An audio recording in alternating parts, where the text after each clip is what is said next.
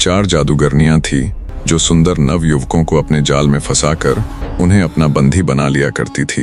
वे दुष्ट डाकिनियां जिस भी युवक को अपना बंधी बनाती, पहले तो उसके साथ अच्छे से अपना दिल बहलाती, उसके साथ चौपट सार आदि खेलती, और जब उनका कैदी सूख कर कांटा हो जाता तब वे उसे अपना आहार बना लेती। उन जादूगरनियों का हर रोज का ये नियम था। वे शाम के समय अपने गुप्त ठिकाने पर इकट्ठी होती, अपने कैदी के साथ चौपट सार आदि खेलकर अपना दिल बहलाती, और जब सुबह उनके घर जाने का समय होता तो वे अपनी मायावी शक्तियों से कैदी को मोम का बना देती ताकि वो उनके चंगुल से भाग ना सके। वे दुष्टनी अपने द्वारा कैद किए गए युवक को ना तो भोजन देती और ना ही पानी, जिससे उनके द्वारा कैद किया गया युवक दिन प्रतिदिन कमजोर होता चला जाता। जब कैदी शरीर से एकदम कमजोर हो जाता, जब उसकी हालत इस कदर तक गिर जाती कि वो उनके साथ चौपट सार आदि खेलना तो दूर की बात, उठने और बोलने के लायक भी ना बचता, तब वे दुष्ट जादूगरनियां उसको आपस में बांटकर अपना आहार बना लेती। ऐसा करने में उन सबको असीम आनंद की प्राप्ति होती थी। पता नहीं कितने ही नवयुवक उन दुष्टनियों का शिकार हो चुके थे। जिस नगर के जंगल में उन जादूगरनियों ने अपना ठिकाना बनाया हुआ था, उस नगर से कोसों दूर एक अन्य नगर में भीमसेन नाम का राजा राज करता था, जिसके 7 पुत्र थे। उस राजा ने ये प्रतिज्ञा कर रखी थी कि जिस व्यक्ति को 7 लड़कियां होंगी, उसी के यहाँ वो अपने 7 लड़कों का ब्याह करेगा। राजा ने काफी खोजबीन की, पर उसे ऐसा कोई व्यक्ति नहीं मिला जिसकी 7 पुत्रियां भी हो और वो ब्याहने के लायक भी हो। अंततः राजा ने अपने राज्य के एक काबिल ब्राह्मण को बुलाया और उसे काफी सारा धन देते हुए आदेश दिया कि उसे देश प्रदेश का भ्रमण करते हुए ऐसे व्यक्ति की खोज करनी है जिसकी ब्याहने लायक 7 जवान और सुंदर पुत्रियां हो। राजा का आदेश मिलते ही ब्राह्मण यात्रा पर निकल गया। वो कई दिनों तक देश प्रदेश में घूमता रहा, पर उसे कोई ऐसा व्यक्ति नहीं मिला जो राजा की सभी उपेक्षाओं पर खरा उतर सके। ब्राह्मण का सारा धन भी धीरे धीरे करके खर्च होता चला गया। कंगाल हो चुके ब्राह्मण की वापस राज्य जाने की हिम्मत भी नहीं हो रही थी, क्योंकि खाली हाथ जाकर वो राजा को क्या जवाब देता। भूखा प्यासा ब्राह्मण चलते चलते एक बाग में ठहर गया। अब इसे कुदरत का करिश्मा कहो या उस ऊपर वाले की लीला। देवयोग से ब्राह्मण जिस उद्यान में ठहरा था वो एक राजा का था, और उस राजा को 7 पुत्रियां थी जो ब्याहने लायक जवान हो चली थी। वो राजा उसी नगर का राजा था जिस नगर के जंगल में वे 4 दुष्ट जादूगरनियां रहती थी। 7 पुत्रियों वाले उस राजा को भी ऐसे ही किसी राजघराने की तलाश थी जहां 7 योग्य राजकुमार हो। कहानी को अब फिर से ब्राह्मण की तरफ लेकर चलते हैं। बाग में बैठे उस ब्राह्मण के पास राजा के दिए हुए धन में से सिर्फ 1 टका बचा हुआ था, जिसे देखकर वो कभी हंसता तो कभी उदास हो जाता। शाम हुई तो 7 राजकुमारियां उद्यान में घूमने के लिए आई। जब उनकी नजर उस ब्राह्मण पर पड़ी तो उसे एक बार उदास और एक बार खुश होते देख उन्हें बड़ा अजीब लगा। वे उस ब्राह्मण के पास गई और उसके इस व्यवहार का कारण पूछा। तब ब्राह्मण ने उन लड़कियों के आगे पूरी गाथा कह सुनाई। उसकी पूरी बात सुन लड़कियां उसे अपने राजा पिता के पास ले जाती है। राजा के सामने एक बार फिर से दुखी ब्राह्मण ने अपनी व्यथा कह सुनाई। पूरी व्यथा सुन राजा खुश होता हुआ एकदम राजगद्दी से खड़ा हो गया और चिल्लाते हुए बोला, हे पथिक ब्राह्मण, तुम्हारी खोज आज समाप्त हुई। राजा की बात सुन ब्राह्मण के मुख से कोई शब्द तो नहीं निकला, पर उसके चेहरे पर सुकून के भाव आ जाते हैं। आगे राजा कहता है, भगवान ने तुम्हें बिल्कुल सही जगह पर लाकर ठहराया है। मेरी भी 7 विवाह योग्य कन्याएं हैं जिन्हें तुम देख ही चुके हो। मुझे भी अपनी बेटियों के लिए ऐसे ही राजसी घराने की तलाश थी। ये सुन ब्राह्मण को बहुत खुशी हुई, जैसे कई दिनों से उसके सिर पर रखा हुआ अथाह भार एकदम से उतर गया हो। राजा ने खुश होते हुए उसे काफी धन आदि दिया और अपने एक योग्य हरकारे को अपनी 7 पुत्रियों के विवाह प्रस्ताव के साथ उस ब्राह्मण के साथ विदा कर दिया। लंबे सफर के पश्चात ब्राह्मण और हरकारा राज्य पहुंच जाते हैं। ब्राह्मण से पूरी बात जान और उसके साथ आए हरकारे द्वारा लाए विवाह प्रस्ताव को देख राजा बहुत प्रसन्न हुआ। उसने हरकारे की अच्छे से खातिरदारी करवाई और बिना किसी देरी के एक पंडित बुलवाकर विवाह के लिए उचित तिथि निकलवा ली। राजा ने उस विवाह प्रस्ताव के जवाब में एक पत्र लिखा कि फलां फलां दिन वे अपने 7 पुत्रों के साथ बारात लेकर आएंगे। राजा ने हरकारे को वो जवाबी संदेश पत्र देकर उसे सम्मान के साथ विदा कर दिया। राजा खुश था कि उसके सभी पुत्रों का विवाह पक्का हो गया, पर वो आने वाली समस्या से अनजान था। आखिरकार वो दिन भी आ ही गया जब राजा अपने 7 पुत्रों के साथ बारात लेकर चल पड़ा। दोस्तों, पुराने समय में वर पक्ष वाले यानी बाराती 2 से 3 दिन तक वधु पक्ष के यहाँ रुका करते थे। लड़की पक्ष वाले 3 दिनों तक उनकी अच्छे से खातिरदारी करने के बाद चौथे दिन लड़की को बारात के साथ विदा किया करते थे। जब राजा अपने पुत्रों सहित बारात लेकर पहुंचा तो दूसरे राजा ने उनका बड़ा आदर आतिथ्य किया।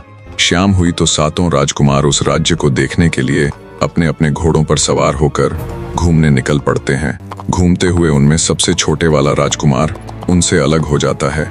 अन्य 6 राजकुमार तो घूम फिर कर वापस लौट जाते हैं, पर छोटा राजकुमार जंगल में भटक जाता है। तभी छोटे राजकुमार को जंगल के बीचों बीच एक बड़ा ही सुंदर भवन दिखाई पड़ता है। भूखा प्यासा और थका हुआ तो वो था ही, सोचा क्यों ना इस भवन में जाया जाए और जलपान आदि के बाद थोड़ी देर विश्राम किया जाए। दरअसल ये भवन उन जादूगरनियों का ही था। जब राजकुमार अपने घोड़े को बाहर खड़ा करके भवन के अंदर गया तो वहां उसे कोई नजर नहीं आया। भवन में घूमते घूमते जब वो ऊपर वाले हिस्से में पहुंचा तो देखा एक आलीशान कमरे में एक अत्यंत सुंदर बिस्तर बिछा हुआ है, जिस पर बड़े सलीके से पुष्प आदि रखे हुए हैं। उस बिस्तर को देखते ही थका हुआ राजकुमार खुद को उसके ऊपर लेटने से रोक नहीं पाया। दिन भर की थकान और वो आरामदायक कोमल सा बिस्तर। कुछ ही पलों में राजकुमार नींद के आगोश में था। शाम का समय हुआ तो चारों जादूगरनियां अपने स्थान पर लौटी। जादूगरनियों ने जब सोते हुए उस सुंदर नवयुवक को देखा तो उनकी चांदी हो गई। चारों दुष्टनियां अत्यंत हर्षित हुई कि आज तो शिकार खुद चलकर उनके पास आया है। वैसे भी इन दिनों उनके पास कोई अन्य शिकार नहीं था। उन्होंने आपस में बातें की, देखो तो कितना चिकना चुपड़ा और हट्टा कट्टा है, लगता है किसी रईस घराने की औलाद है। इसको सुखा कर खाने का तो आनंद ही अलग होगा। उन्होंने एक कच्चे सूत के धागे से राजकुमार को बांध दिया ताकि उसकी बेहोशी न टूटे, और वे वहां से चली गई। दूसरी तरफ जब छोटा राजकुमार वापस नहीं लौटा तो चारों तरफ हो हल्ला मच गया। हर तरफ राजकुमार की खोज होने लगी। जब अत्यधिक खोजबीन के बाद भी राजकुमार का कोई पता ठिकाना नहीं चला तो उसके पिता ने लड़कियों के पिता के पास संदेश भिजवा दिया कि मेरा सबसे छोटे वाला पुत्र राज्य की रक्षा के लिए राजमहल में ही रुक गया है। अंततः छोटी राजकुमारी का विवाह राजकुमार की कटार के साथ कर दिया जावे। शुभ मुहूर्त आने पर शेष 6 राजकुमारों का विवाह पूरे विधि विधान के साथ हो जाता है और छोटे वाली राजकुमारी को राजकुमार की कटार संग फेरे दिलवाकर ब्याह संपन्न करवा दिया जाता है। राजा अपने 6 पुत्रों और 7 पुत्र वधुओं को लेकर वापस अपने राज्य में लौट आता है। राजमहल आने पर भी जब छोटी वाली बहू को अपने पति के दर्शन नहीं हुए तो वो बड़ी चिंतित हुई। दासियों आदि से पता करवाने के बाद भी उसे कोई संतोषजनक उत्तर नहीं मिला, जिससे छोटी रानी को ये पूर्ण विश्वास हो गया कि उसके पति के साथ जरूर कोई अप्रिय घटना घटी है। अंततः वो खुद ही अपने पति की तलाश करने का निर्णय लेती है। ससुराल पक्ष में मायके जाने की बात कहकर कुछ सिपाहियों के साथ वो राजमहल से विदा हो जाती है। काफी दूर आने के बाद उसने उन सिपाहियों को लौट जाने का हुक्म दिया और खुद मर्दाना वेश धारण कर अपने राज्य की तरफ चल पड़ी। जब उसने पीछे बीती हुई कुछ बातों पर गौर किया, जिसमें उनके राज्य से कुछ नवयुवकों का गायब होना और जिस दिन राजकुमार उनके नगर आए थे उनका नगर भ्रमण के लिए निकलना, रानी ने विचार किया कि वे नगर में घूमते घूमते अवश्य ही जंगल की तरफ भी गए होंगे। लंबी यात्रा के पश्चात छोटी रानी अपने नगर के बाहर स्थित जंगल में पहुंच जाती है। जब वो जंगल की थोड़ी गहराई में गई तो उसे भी वही आलीशान भवन दिखाई दिया, जिसके बाहर एक शाही घोड़ा भी खड़ा था। दोस्तों, घोड़ा एक ऐसा पालतू जानवर होता है जो अपने मालिक को छोड़कर कहीं नहीं जाता। तो राजसी घोड़े को उस भवन के बाहर देख छोटी रानी का शक यकीन में बदल गया। हो ना हो राजकुमार भी यहीं पर मिलेगा। अपने घोड़े को खड़ा कर बड़ी सावधानी के साथ रानी भवन में प्रवेश करती है। उसे भी वहां कोई नजर नहीं आया, पर जब देखते देखते वो ऊपर वाले कक्ष में पहुंची तो अपने पति को अचेत अवस्था में लेटे पाया। उसका शरीर सूख कर बिल्कुल करकश हो गया था, क्योंकि जादूगरनियां उसे अपना आहार बनाने के लिए सूखा रही थी। वे चारों अपने नित्य समय पर आती और छोटे राजकुमार के साथ चौपट सार आदि खेलती और जाने के समय उसे उस जादुई सूत के धागे से बांध देती। तो छोटी रानी ने जब सूत से बंधे हुए अपने बिल्कुल शिथिल पड़ चुके पति की हालत देखी तो उसे रोनी आ गई। किसी तरह उसने खुद को संभाला और राजकुमार का वो सूत का धागा तोड़ दिया। धागे के टूटते ही राजकुमार तुरंत उठकर बैठ गया। राजकुमार के लिए ये पहली बार था जब उसने कितने ही दिनों बाद किसी अनजान आगंतुक को अपने सामने बैठा देखा था। छोटी रानी ने कुछ सोचते हुए अपने पति के आगे ये भेद नहीं खोला कि वो कोई और नहीं बल्कि उसकी विवाहिता पत्नी ही है। मर्दाने वेश में रानी अपने राजकुमार पति से जब उसकी इस हालत की वजह पूछती है, तब निहित कमजोर हो चुका राजकुमार अपनी पूरी व्यथा उस आगंतुक रूपी रानी के सामने कह सुनाता है। आगंतुक बोला, तुम चिंता मत करो मेरे यार, आज से मैं और तू यार रहे। मैं इसी नगर के एक साहूकार का पुत्र हूँ। मैं बहुत जल्द ही तुम्हें यहाँ से निकाल कर ले जाऊंगा। आगंतुक की बात सुन राजकुमार को बहुत तसल्ली मिली। जब जादूगरनियों के आने का समय हुआ तो रानी अपने पति से कल आने का वायदा करके विदाई लेती है। अब रानी का ये नित्य नियम बन गया था कि वो दिन के समय मर्दाना वेश में अपने पति के पास जाती और उसे अच्छे अच्छे मेवे और व्यंजन खिलाती, जिससे जल्दी ही राजकुमार का शरीर फिर से भरने लगा। जादूगरनियों ने जब उसे दिन प्रतिदिन हट्टा कट्टा होते देखा तो उन्होंने विचार किया कि हमारे पीछे से यहाँ जरूर कोई घुसपैठिया, कोई चोर आता है, अन्यथा हम इसे खाने के लिए बिना अन्न व जल दिए सुखाने का प्रयत्न कर रही है और ये बिल्कुल उसके उल्ट फलता फूलता जा रहा है। वे तुरंत राजकुमार को लेकर 7 समुंदर पार अपने ठिकाने पर चली गई। अगले दिन जब रानी वहां आई तो उसे वहां कुछ न मिला। ये देखकर उसके पैरों नीचे से जमीन खिसक गई। उसने विचार किया कि उसके पति के सुधरते स्वास्थ्य को देख जरूर उन दुष्ट जादूगरनियों को शक हो गया होगा। उसी जंगल में एक मुनि रहते थे। दुखी मन से रानी घूमते घूमते जब मुनि के पास पहुंची तब उसकी रुदन भरी शक्ल देखकर मुनि जी सारा माजरा समझ जाते हैं और उसके कुछ बोलने से पहले ही उसे उन दुष्ट जादूगरनियों के ठिकाने के बारे में बता देते हैं। मुनि जी की बात सुन रानी और अधिक चिंतित हो जाती है और कहती है, हे ऋषिवर, मैं 7 समंदर पार भला कैसे जा पाऊंगी, और अगर मैं वहां नहीं जा पाई तो वे दुष्ट जादूगरनियां मेरे पति को जिंदा नहीं छोड़ेंगी।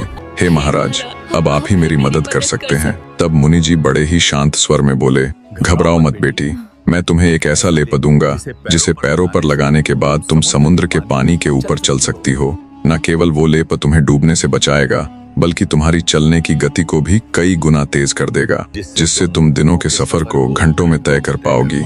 मुनि की बात सुन रानी को कुछ शांति मिली। मुनि जी को कोटि कोटि प्रणाम कर उसके द्वारा दिए गए लेप से वो कुछ ही घंटों में उसी ठिकाने पर जा पहुंची जहां उन दुष्टनियों ने उसके पति को कैद किया हुआ था। दरअसल उन जादूगरनियों ने अब की बार राजकुमार को एक बहुत ही ऊंचे बुर्ज में बंद किया हुआ था, जिसकी ना तो कोई सीढ़ियां थी और ना ही कोई अन्य रास्ता। थकी हारी चिंतित रानी बुर्ज के नीचे बैठ जाती है। जब आधी रात हुई तो एक चकवा और चकवी आपस में बात कर रहे थे। चकवे ने कहा, जो कोई मेरी बीट को अपने शरीर पर धारण कर ले उसका पुराना से पुराना रोग भी कुछ ही पलों में ठीक हो जाएगा। रानी उनकी बात सुन रही थी। जैसे ही सुबह हुई उसने चकवे की बीट को चुग कर अपने पास रख लिया और बीच समुंदर बसने वाले उस नगर में निकल पड़ी। नगर में घूमते घूमते पूछताछ करने पर रानी को पता चला कि चारों जादूगरनियों के बाप किसी न किसी भयंकर रोग से पीड़ित है। ये जानकर रानी ने एक योजना बनाई और योजना अनुसार एक वैद्य का वेश धारण कर उन जादूगरनियों में से एक घर के आगे से आवाज लगाते हुए घूमने लगा, गंजापन, बहरापन, अंधापन या कोई भी रोग हो पल भर में ठीक कर दूंगा। वैद्य की आवाज सुनते ही जादूगरनी का कोढ़ी बाप बाहर आया और वैद्य को आवाज लगाकर उसे अपने घर बुला लिया। कोढ़ से उसके सारे अंग गल चुके थे, जिसके कारण खड़ा होना भी उसके लिए अत्यंत कठिन था। वैद्य ने चकवे की वो बीट पीस कर उस कोढ़ी के सारे शरीर पर लगा दी। कुछ ही पलों में किसी करिश्मे की भांति उस कोढ़ी का सारा कोढ़ गायब हो गया और वो एकदम स्वस्थ हो गया। मारे खुशी के वो तुरंत वैद्य के चरणों में गिर गया और बोला, तुम्हारा ये एहसान मैं कभी नहीं चुका पाऊंगा, पर एक छोटी सी भेंट के तौर पर मैं अपनी इकलौती पुत्री का विवाह तुम्हारे साथ करवाना चाहता हूँ। कृपया मेरी इस भेंट को स्वीकृत कीजिए वैद्य जी। वैद्य ने उसका प्रस्ताव स्वीकार कर लिया और जादूगरनी के साथ विवाह कर लिया। विवाह पश्चात वैद्य ने जादूगरनी के पिता से कहा, अभी मुझे कुछ अधूरे काम निपटाने हैं, एक बार मैं उन्हें पूरा कर लूं, फिर वापस आकर अपनी पत्नी को अपने संग ले जाऊंगा। इतना कहकर वैद्य जादूगरनी के पिता से विदा लेता है। जादूगरनी के यहाँ एक रिवाज था कि विवाह के बाद वो तब तक घर से नहीं निकल सकती थी जब तक उसका पति उसे अपने साथ नहीं ले जाता। अंततः अब राजकुमार के पास एक जादूगरनी का आना बंद हो गया। अब बाकी बची हुई तीनों जादूगरनियां राजकुमार के पास जाने लगी।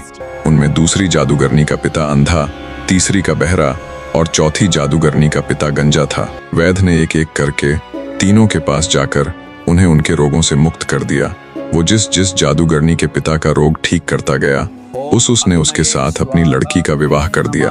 इस प्रकार वैद्य रूपी रानी उन चारों दुष्ट जादूगरनियों से विवाह कर लेती है, जिससे चारों जादूगरनियों का राजकुमार के पास जाना बंद हो जाता है। अब रानी बिना किसी रोक टोक के अपने पति के पास जाने लगी। फिर उसने विचार किया, ये सब ज्यादा दिन नहीं चलने वाला, किसी ना किसी दिन तो वो पकड़ी जाएगी। अंततः वो चारों जादूगरनियों से एक एक करके मिला और उनसे कहा कि अब वो वापस अपने स्वदेश जाने वाला है। वो जिस जिस जादूगरनी के आगे स्वदेश जाने का जिक्र करता गया, वो जादूगरनी कहती कि वो उसे भी अपने साथ ले चले। पहली बोली, मेरे पिता के पास उड़न खटोला है, जब हम चलने लगे तो तुम मेरे पिताजी से वो उड़न खटोला मांग लेना। दूसरी ने कहा, उसके पिता के पास झरझर कांथा है, जिसमें से जितना चाहो उतना सोना निकाल सकते हैं। अंततः तुम मेरे पिताजी से चलते समय उसे मांग लेना। तीसरी के पिता से लगलग घोटा और चौथी के पिता से संजीवनी बूटी। वैद्य ने वे चारों चीजें हथिया ली और अपनी जादूगरनी पत्नियों से कहा कि मेरे साथ मेरा एक मित्र है, वह तुम्हें उड़न खटोले में बैठने नहीं देगा। अंततः अगर तुम सब भी मेरे साथ चलना ही चाहती हो तो एक एक करके तुम चारों उड़न खटोले के चारों पायों पर लटक जाना। इस तरह मेरे मित्र को बुरा भी नहीं लगेगा और हम सब मेरे देश भी पहुंच जाएंगे। चारों को वैद्य जी की बात उचित लगी। वैद्य रूपी रानी ने अपने राजकुमार पति को उड़न खटोले पर बिठाया और उसके संग चल पड़ी। चारों जादूगरनियां भी उस उड़न खटोले के चारों कोनों के पावों को पकड़कर लटकी हुई थी। जैसे ही वे बीच समुद्र पहुंचे, वैद्य ने राजकुमार को इशारा कर दिया। वैद्य का इशारा पाते ही राजकुमार ने एक एक करके चारों जादूगरनियों के हाथ काट दिए, जिससे चारों हाय हाय करती हुई समुद्र में गिर पड़ी। वैद्य रूपी छोटी रानी अपने राजकुमार पति के साथ सकुशल राजमहल पहुंच गई। राजमहल जाने पर उसने राजकुमार के आगे पूरी बात का भेद खोल दिया और अपने असली यानी रानी के रूप में आ गई। अपनी पत्नी की साहस से भरी पूरी गाथा सुन राजकुमार के आनंद की सीमा नहीं रही। ऐसी पत्नी पाकर वो धन्य हो गया। पर एक सवाल अब भी उसे मन ही मन खाए जा रहा था। उसने अपनी पत्नी से पूछा, जब तुम शुरू वाले दिन साहूकार के बेटे के रूप में मुझसे आकर मिली थी, तुमने तभी मुझे आजाद क्यों नहीं करवाया? रानी बोली, हाँ, तब मैं चाहती तो तुम्हें आजाद करवा सकती थी, पर फिर वो दुष्ट जादूगरनियां पता नहीं कितने ही और पुरुषों को निगल कर उनकी जीवन लीला समाप्त करती। मैं शुरू से ही ऐसे किसी मौके की तलाश में थी कि उनका हमेशा के लिए काम तमाम कर पाऊं। अपनी साहसी और बुद्धिमती पत्नी की बात सुन राजकुमार का सर और अधिक गर्व से ऊंचा हो गया। पूरे राज्य भर में आनंद उत्सव मनाया गया। निष्कर्ष, ये कहानी प्रेम, साहस और बुद्धिमत्ता की अद्भुत मिसाल है। एक वीर रानी ने न सिर्फ अपने पति को 4 दुष्ट जादूगरनियों के चंगुल से बचाया, बल्कि उनका स्थायी समाधान कर समाज को भी उनके अत्याचारों से मुक्त करवाया। इससे सीख मिलती है कि हर समस्या का समाधान बुद्धि और धैर्य से खोजा जा सकता है। सच्चा प्रेम और संकल्प किसी भी बाधा को पार कर सकता है। कहानी का सुखद अंत यह भी दर्शाता है कि अंततः अच्छाई की ही जीत होती है और बुराई का नाश निश्चित है। शुक्रिया मेरे दर्शकों।